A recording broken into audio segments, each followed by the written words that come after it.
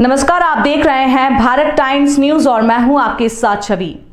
भगवान महावीर के प्रतिनिधि जैन श्वेतांबर तेरापंथ धर्म संघ के एकादशमादी शास्ता महातपस्वी आचार्य श्री महाश्रमण जी वर्तमान समय में मुंबई महानगर के उपनगरों में यात्रा व प्रवास कर रहे हैं। आचार्य श्री की ये प्रभावक यात्रा व प्रवास आम से लेकर खास लोगों के जीवन को आध्यात्मिकता से भावित बना रही है।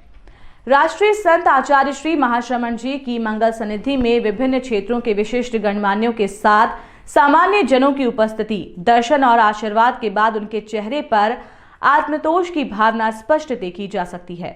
आचार्य श्री की मंगल सन्निधि में राजनेता, अभिनेता, प्रशासनिक अधिकारी, डॉक्टर्स, इंजीनियर, गायक, लेखक आदि सभी वर्ग और समाज के लोग भी उपस्थित होकर पावन पाथेय प्राप्त करने अपने जीवन को आध्यात्मिकता से भावित बना रहे हैं।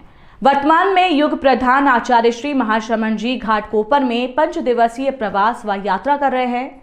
जन जन की भावनाओं को पूर्ण करने के लिए आचार्य श्री महाश्रमण जी नित्य प्रति अपने प्रातःकाल भ्रमण के दौरान श्रद्धालु जनता पर विशेष रूप से कृपा बरसा रहे हैं। शनिवार को भी प्रातःकाल आचार्य श्री महाश्रमण जी ने प्रातःकाल भ्रमण के दौरान कितने श्रद्धालुओं को अपने दर्शन और मंगल आशीर्वाद से लाभान्वित किया। तदुपरांत आचार्य श्री मंगल प्रवचन कार्यक्रम के लिए महाश्रमण समवसरण में पधारे। महातपस्वी आचार्य श्री महाश्रमण जी ने उपस्थित जनता को मंगल संबोध प्रदान करते हुए कहा कि उत्तर जजरानी जो एक जैन आगम है, उसमें 36 अध्ययन है। किसी अध्ययन में तत्व ज्ञान, किसी अध्ययन में प्रमाद न करने की प्रेरणा दी गई है। अनेक प्रसंग व किसी अध्ययन में आध्यात्मिक साधना का निर्देश भी प्रदान किया गया है। इसमें स्वयं के द्वारा स्वयं पर शासन करना अर्थात आत्मानुशासन की बात बताई गई है। आत्मानुशासन करने के लिए 2 विधान बताए गए हैं, संयम और तप। अपनी आत्मा का स्वयं के द्वारा दमन करने के लिए संयम की साधना करने का प्रयास करना चाहिए।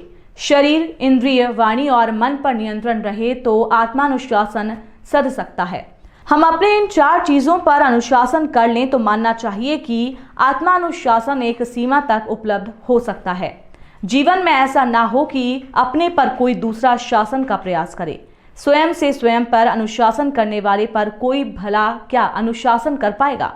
इस आत्मानुशासन की बहुत ऊंची साधना तीर्थंकरों ने की है। 24 तीर्थंकरों में 23वें तीर्थंकर भगवान पार्श्व विलक्षण तीर्थंकर से हैं। 24 तीर्थंकरों में सबसे ज्यादा स्तुति और पाठ भगवान पार्श्व के हैं। इसी प्रकार पार्श्व के मंदिर भी अन्य तीर्थंकरों की तुलना में बहुत ज्यादा हैं। इस तरह कहा जा सकता है कि भगवान पार्श्व प्रभु एक लोकप्रिय तीर्थंकर हैं, जिनके लिए पुरुषाधानीय विशेषण का प्रयोग किया गया है। पौष कृष्णा दशमी है जो उनकी जयंती है। ऐसे तीर्थंकर मानव संसार का कल्याण व मार्गदर्शन देने के लिए आते हैं। इनके जीवन, साधना, उपासना आदि से कितने लोगों का कल्याण हो जाता है। कठिनाइयां तो तीर्थंकरों के जीवन में भी पैदा हो सकती हैं। उनके मंत्रों का कितना लोग पाठ करते हैं। दुनिया का भाग्य है कि यहाँ हमेशा तीर्थंकर होते हैं।